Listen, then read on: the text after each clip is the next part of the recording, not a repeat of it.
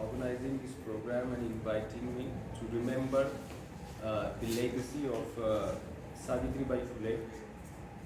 For me, it's really heartening that that these programs are being organized. The topic that I have been asked to speak on is Savitribai Phule's legacy in the times of NEP and privatization.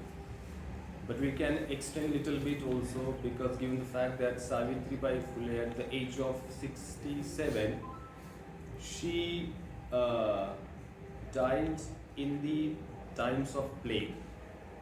So, and inaction, like while serving people, and she dedicated 50 years of her life selflessly to a series of causes. And those causes, if we analyze the causes for which she has dedicated 50 years of her life, then we would understand the relevance of her legacy in 2022. And then we have to also understand, we have to contrast the time and space in which she lived, worked, thought, wrote, because we have very sketchy literature about Savitribai Phule, and this is a small biographical booklet on her life, recently published. It is not much literature, but now there is some work has been done by people like Professor Harinarke and others. But it's very important, country like ours, that somebody who has dedicated 50 years of her life selflessly for women's education, for marginal sections, because if you understand the late 19th century social space, particularly in Pune was supposed to be one of the most orthodox places. In order to understand what kind of orthodoxy was prevalent and dominating and hegemonic, I'll come to this notion of hegemony and domination in order to understand the tricky language used in NEP. Because late 19th century, in the first half of the 19th century, after the fall of Peshwa rule, politically it was a fall, but culturally it was very much there. Okay, the political fall of Peshwa rule didn't mean the fall of cultural rule. Cultural, religious, social space was suffocating for untouchables, particularly for women, because if you read one incident, there is a woman called Kashibai. Kashibai was, because Jarata Vivaha, you understand this word Jarata Vivaha was very prevalent at that point. Of Jarata Vivaha means a man of 60 years old, almost about to die, can marry a girl of 16 years old. That is called in Marathi Jarata Vivaha, and that was very much prevalent. And then it's naturally that somebody who's getting married at the age of 60 will die very soon, and that woman would be that girl would be hardly like 18 or 20 years old. And there were so many women who were very young and widows, and religion didn't allow them to remarry at that point of time. So there is this woman called Kashibai who was a cook, and these rules were particularly stringent for Brahmin women.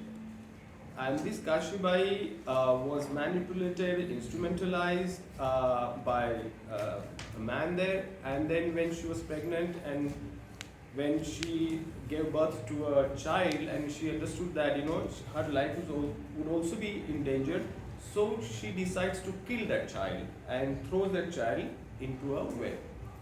And then afterwards she was tried, and the trial led to life imprisonment.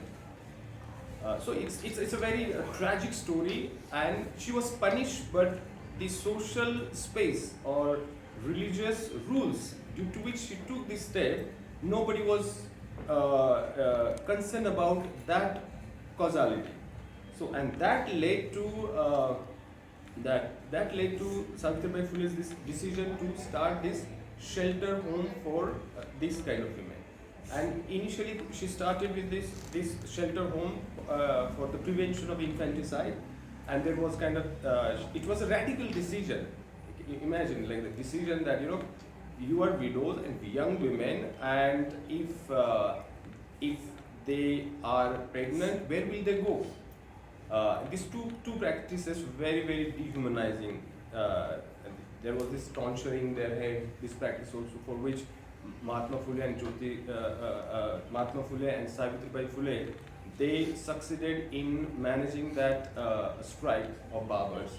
So all these things, and in order to prevent this inhuman practices, she started a shelter home for the prevention of infanticide. This is just one small example. I'm giving you this example to understand what is the space and time she lived in, late 19th century, and we are in 2022.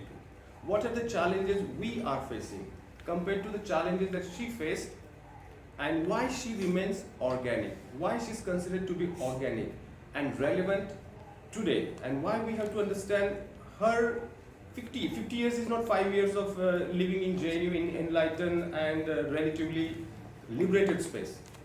Pune, 19th century, late 19th century Pune is not 21st century JNU, and 50 years is not 5 years of our degree that we complete here. So we learn many things from her. Because why I'm deliberately highlighting certain things, because I spent 17 years in JNU.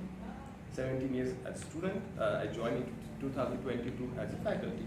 So I have seen JNU changing and learning many things, and we all learn. Because I remember in 2002 when I was doing my masters in Lucknow, there is a IFLU institute there. It was CFL at that point of time, and as anybody from Lucknow, there is a Parivartan Chowk. Yes, I've done masters from Lucknow. हाँ, तो परिवर्तन चौक देखा होगा आपने. Yes. तो परिवर्तन चौक, you will see all those statues of Mahatma Phule, Shahu Maharaj, and Savitribai Phule and all this. So I deliberately, because for me it was a surprise that because for us it's a very familiar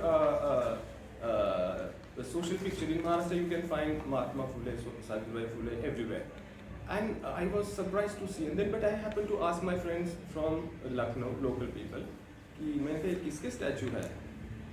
Mayawati ji ने लगाया होगा कोई दलित का, मतलब level of literacy. So fine, 2002 I understand Lucknow is relatively not that forward compared to JNU. I came to JNU in 2005 to do my second masters, and it was not exceptionally comforting picture either here. So this self-criticality is very important. So now the fact that this event is organized, it's something very, it's a very promising picture. Why? Because when we are remembering the legacy of Savitribai Phule, for her thoughts, for the causes that she worked for, and the manner in which she worked, because that's what we call her language, her organic way of conducting herself. This is more important. Philosophy and political philosophy. Difference of philosophy and political philosophy is that philosophy we have that our clear, structured, coherent paradigm, clarity on which we can conduct many sessions in this enlightened space and understand, analyze every single word of Communist Manifesto. That is what we call philosophy. But then out there, beyond these walls of JNU, that is what the political is, and how the political operates, how the political is constituted historically, and how much we can intervene in that political, and what would be organic in terms of that political compared to this rarefied, enlightened, liberated space of JNU. So the difference between the political and the philosophical, like philosophy and political philosophy, is this: that philosophy remains your horizon. You can't collapse all the time. The language that you are going to devise, the manner in which you are going to operate, it has to be very organic. And the fact that for good number of years, many of us, we didn't think that these symbols, this language, these struggles are worthy of any consideration. Understand? And that's what we see, what we are saying today in UP. We are in disconnect. We don't understand because we are not organic that much. Because we are just kind of depressed and all that. But as Anna Arendt says, lamentation and denunciation take us nowhere. Beyond lamentation and denunciation, we have to get to cognition, understand it. And you cannot abandon the organic understanding of the political. You cannot kind of graft certain things. We learn many things from things happen in France. I teach French literature and French philosophy, so I will not be into that nativist paradigm. We learn from different struggles across the world, but you can't dismiss completely Indian history just in one stroke that everything is regressive. It is at our own cost. And how our own symbols are manipulated by the regressive forces, we don't understand, we fail to kind of mobilize that. So Savitribai Phule in that regard is that symbol. I was very happy, when I was invited at party headquarters, Bhalchandra Kango PPH. My book is very soon coming in Hindi. So there, in the corner, I saw. Everywhere you walk in that corridor, you must have been to that office. कहाँ है वो? कौन सा भवन है वहाँ पे? हाँ. It's a huge structure. I went inside. Of course, I expected big posters of Lenin and Stalin and Ho Chi Minh and everyone. But surprisingly, on the first floor in the corner, you get a statue of Savitribai Phule and Mahatma Phule. And I entered because the in charge of PPH is Comrade Bhalchandra Kango. Then I said, explain me this. I said, explain me, how is it? He said, I brought it. He said, okay, very good. So see, how we are kind of, now we are completely we are at loss, means at liberty. We are at liberty, and liberty is a very, very dangerous, scary thing. We were not free. Now we are free, in a very Sartrean sense of the term. When Sartre says that, it was under the occupation that we were free, means Nazi occupation. So there is a meaning of freedom, liberty used in a very different way. Now we are free, means at a loss. Didn't you say we are condemned? Sorry? I was asking, I had a doubt. I thought Sati said we were condemned. That is in the different context, but this word freedom is how, in what context he uses, that we are at free, means we are at a loss right now. Freedom in that sense, it is that double-edged thing in such sense, because in that sense we have to understand when you have to resist at every point, even breathing becomes a treason, then you understand the meaning of freedom, what freedom is. When things are very comfortable, we don't understand the meaning of freedom. He's using in that context that, your very gesture of breathing becomes a treason. And then you have to realize that what freedom means. So in that dense context, he's using this word that we were never free as such. We are now free under occupation. In a very paradoxical way, he's using this word. So, see, in that sense, because the space and time in which Savitribai Phule and Mahatma Phule, both of them worked in the second half of the 19th century, it is not a space of brute domination of a particular ideology. It was a hegemonic space. Hegemonic space means what? Like domination, that is a brute coercion, you can say that people are forcing you and you know that it is against your will. But that overwhelming majority consents to this, then there is a series of cultural practices responsible for that hegemony. Hegemony is something that we do not realize, we do not understand that we are slave to something. Because difference between hegemony and domination, most of you would be aware if you read Gramsci, is this. Domination is that you know that somebody is dominating you. And just because Roman Empire, it was more about domination, that the Romans said that we are dominating you. But here, it was hegemony. Hegemony is that we do not know that we are slave to something. And how do you institute a hegemonic culture?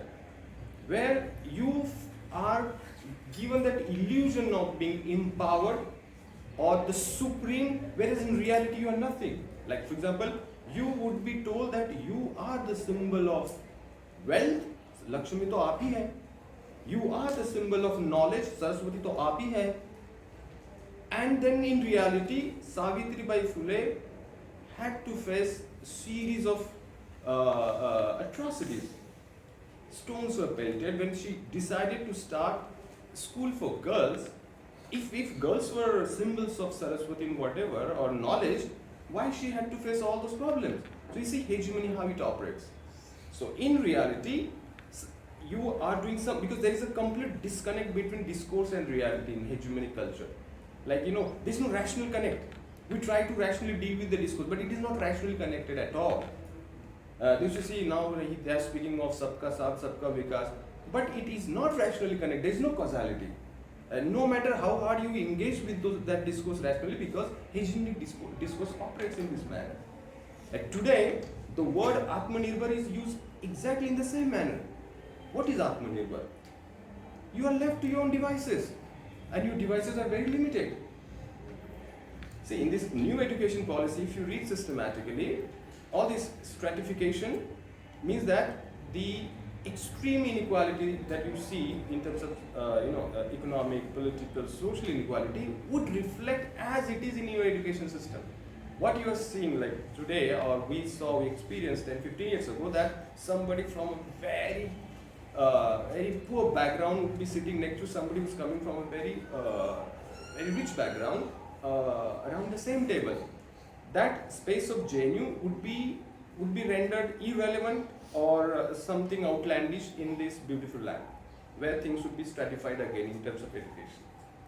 So, if you read that letter of that student, Mukta was a student of Savitribai Phule. Kind of education that she was inculcating, that education is not that kind of education that you see in new education policy. That criticality part is missing. Here it is exclusively instrumental. New education policy education is instrumental, that you are considered some kind of function. Okay. This education policy looks at students in terms of functions, and those functions are not that like a function that your father is performing. You would not be looked at as a function that is so different from your father's function. So even those functions, there is a limit to it. So it is because Dr. Babasaheb Ambedkar makes this distinction between education as a domestication and education as way to liberty. So education as domestication was always there in terms of your occupation, in terms of your functions. They just change in terms of number of functions you perform.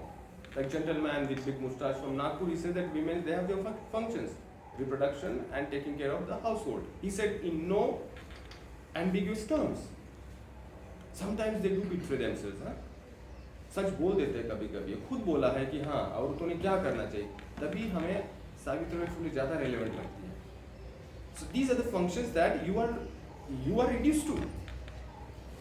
Okay, so new education policy, if you see stratification, first of all, stratification means that this, for most of us, educational journey also means social mobility, because in last 60, 70 years, whatever changes that took place, or whatever social mobility that some people witness in their life, it was thanks to this kind of education. That state was still spending some amount, and now you ask any department in education sector, no money. There's no money. Like I just ask you should now, we have a new vice chancellor, we should ask for some funds for this. She will ask you, आप खोज के लाओ कोई funding please. आत्मनिर्भर बना दिया sir. Already बोल दिया है ना, हाँ मुझे पता है. So see all these words, because words are so dense, and how we are manipulated using this new education. It is not at all new education policy. It is age-old education policy repackaged in kind of new modern digital India terms. There is nothing new about it. Those who analyze kind of education that we had in our society, we understand there is nothing new about it. Stratification, privatization, that this dropout that even if you complete 1 year of study and you will get your degree, that is actually an incentive to abandon your education. It is an incentive. And they are using all these rosy words for something which is very detrimental for this inclusive social progress. So, see, for example, like what we are facing as teachers is that students, like 7-8 years ago, students used to get funds to travel abroad for conference. And an amount of money that the state has to spend on these things, it is nothing actually compared to a huge, insane amount of money spent on other irrelevant issues in India. So the social spending and spending particularly on education, there's a lot of cuts. And this in new education policy, whoever, because I know people who have who are in charge of this education policy. I know them personally. I know how they think and how much they can think. Some of them, they do interact with me, and as these people are in charge of this new education policy, I don't have to get into those minor details where they want to drown you, because I know that their broad framework I know. So in this new education policy, people who are going to receive kind of a deadly blow, they are students coming from SC, ST, OBC and women, because here onwards education means a lot of spending. And when it means a lot of spending, we know how our, whether it is middle class, lower middle class, or upper middle class, or upper class, they think. They will say, हम तो लड़के की तरह ही प्यार करते हैं हमारी लड़की से, वो भी hegemonic discourse होता है. In reality, less spending ही होगा women पे. ये जो है कि, I mean, I don't doubt their emotional dimension. But in reality, when it comes to rational thinking, because when state is not funding for women's education, parents are not going to fund that much. It would be very much limited, because everywhere this like kind of